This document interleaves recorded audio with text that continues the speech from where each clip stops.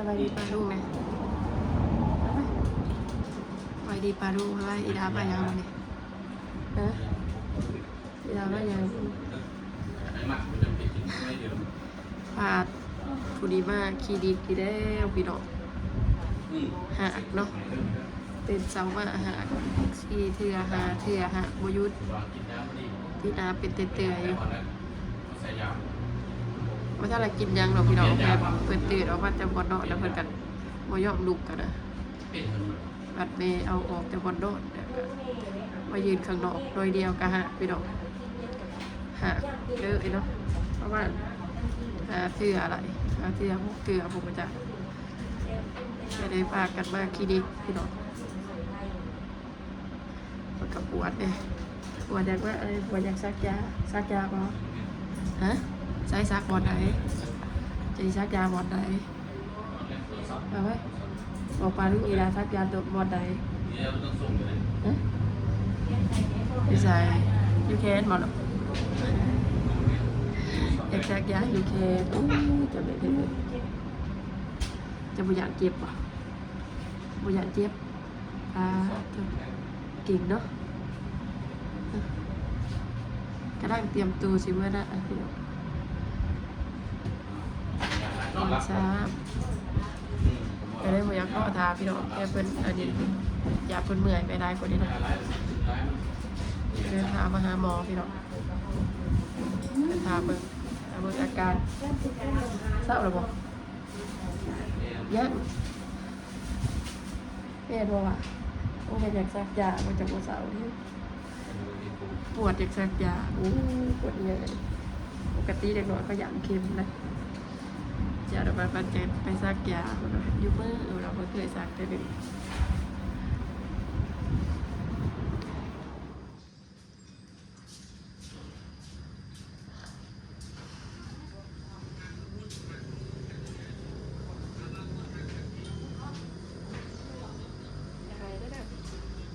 เด็กคนใหม่เนาะคนเก่งกัน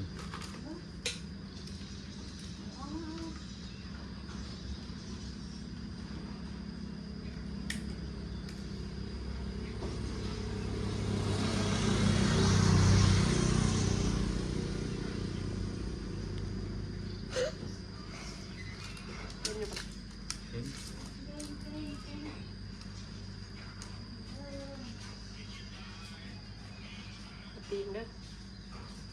จวดปัดนึง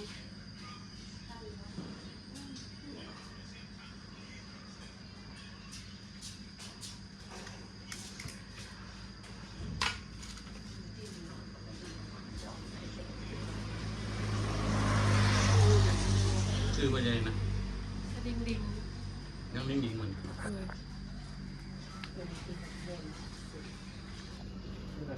โอ้ยไปอีก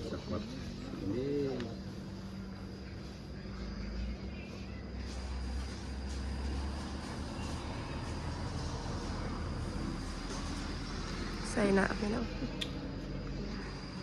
ขาดหนามอว่ะ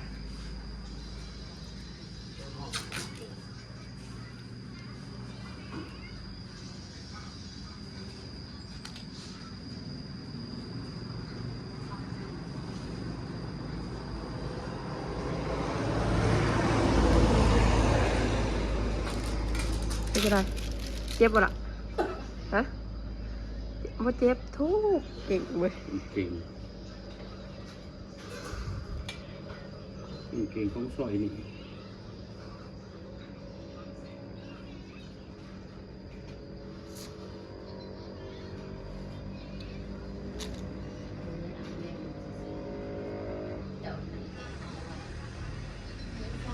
นั่นดิเห็นข้างนั่นยืนอยู่หันให้กลัวหายใจมาหอนเมื่อแล้วนะ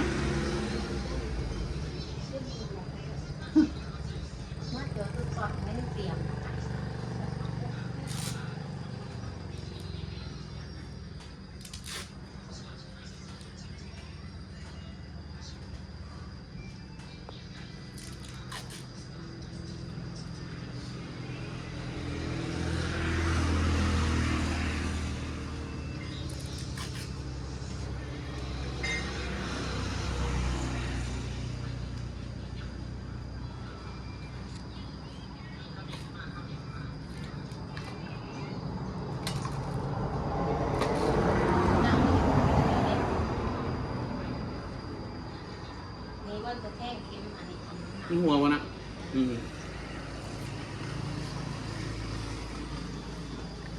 ไปจะได้อะเจ็บปะเด้บ่เจ็บโอ้ได้ซักมือเนาะเพิ่นว่าเพิ่นสิไปซักมืออยู่นี้เพิ่นว่าโอ้โตได้ซักสมใจลูกสาวอีแม่โอ้อยู่ซื่อๆก็หาไปหาติดๆเนาะพี่น้อง3 ปีไปอยู่นั่นไหน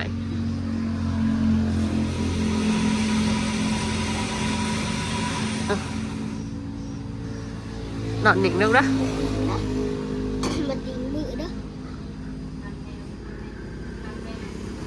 ไอ้จะได้ บ้านเอาเบิ้ง ยืนจากรถ บ้านบ่เสื้อเทาว่าบ้านหรือบ้านนะ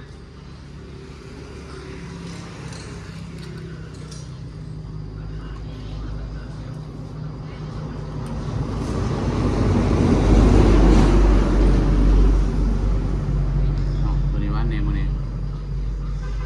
เพื่อผู้เก่งเลยหมด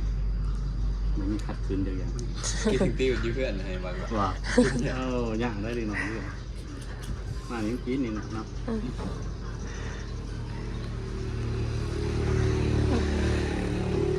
ที่คนอื่นทำโมคัสเนาะอายหมูเนาะเก่งอันนั้นนอกวันนี้ก่อนถูกโอ้เนี่ยนอนมาถึงมอนสามนอนดีๆไอ้แควนจะอยาคมไล่ตีนอนดีๆเนาะตัวนี้ที่เนาะอมต่อว่าผมไอ้ว่าผมก่อนซองเลยบัดนี้เจอซองเค็มเว้ยเพิ่น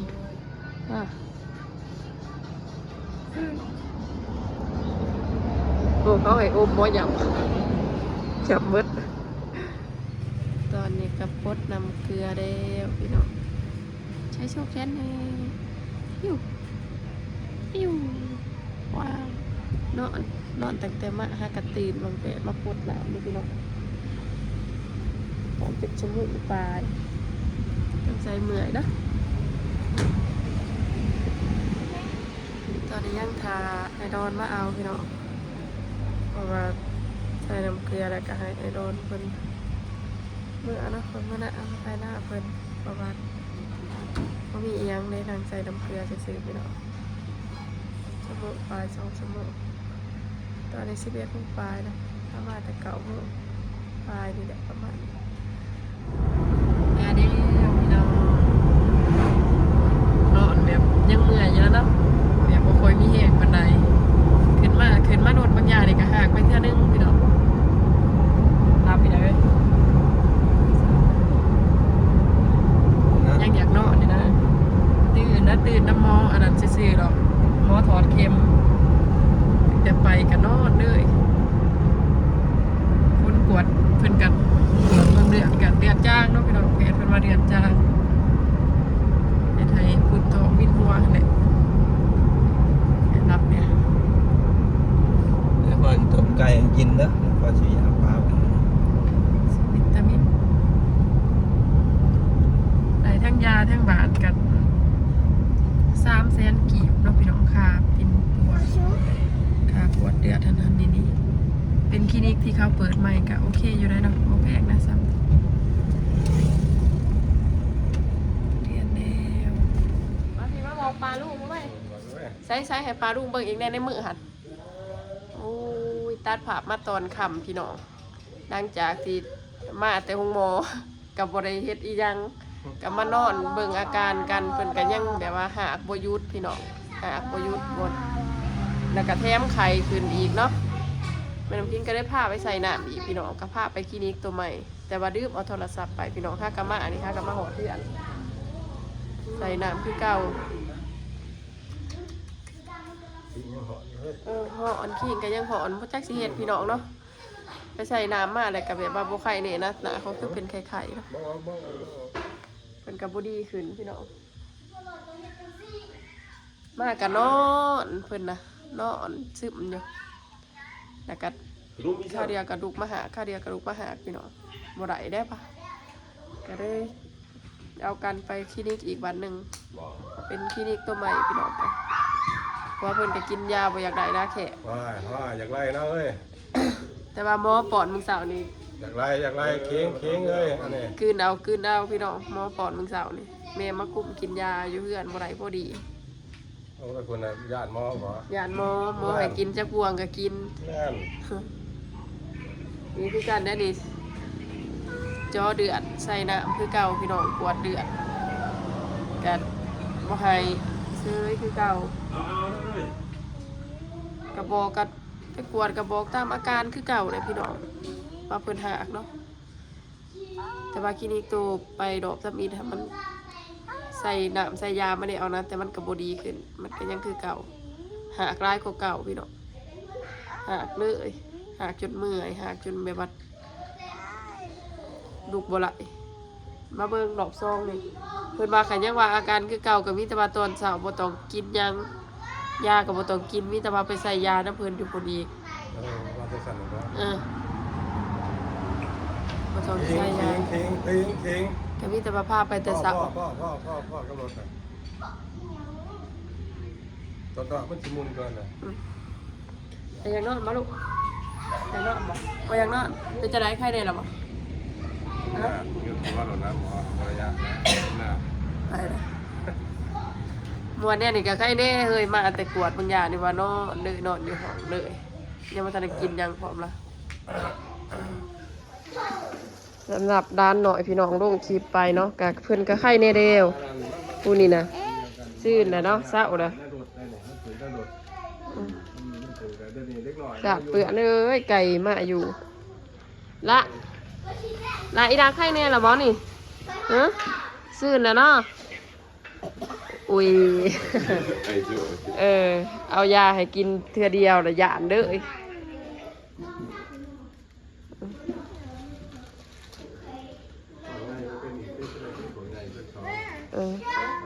อยากได้ได้บ้านขอเน่ Thế nào mình là gì đấy mà nói, thế nào quá.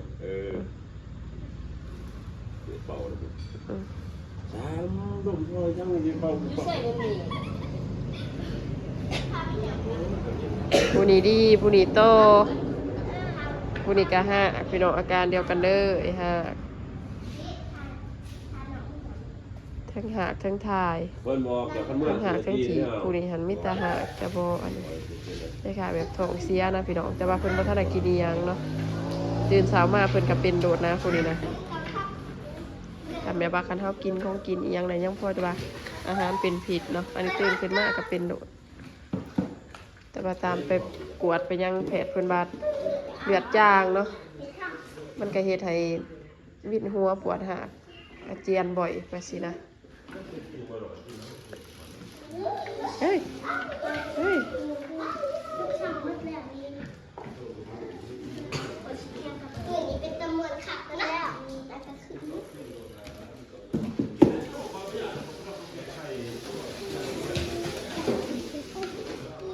อาขี้ได้นอนขี้ได้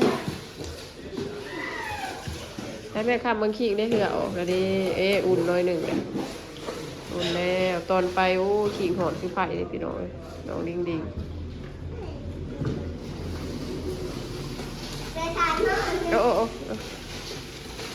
โอ้ทานอนคักเว้ยทานอนนักเลงบ่นี่อุ้ยคักเนาะทานอนจ้ะเนาะโอ้ว่าจะบอกอีลานี่นอนคือพอกัน นอนกี่พอบ่ล่ะมีการนอนหลูพอเฮ้ยเดี๋ยวดูเด้อเจ้าเราพากันไปอาบน้ำมันหอนไปพี่น้องไปน้องคิงกันเสด็จคอตัวลา FC เนาะสำหรับคลิปนี้จะได้กระพากกำลังใจกดไลค์กดแชร์ให้คือเก่าพี่น้องพอกันใหม่คลิปหน้า บายดี น้อง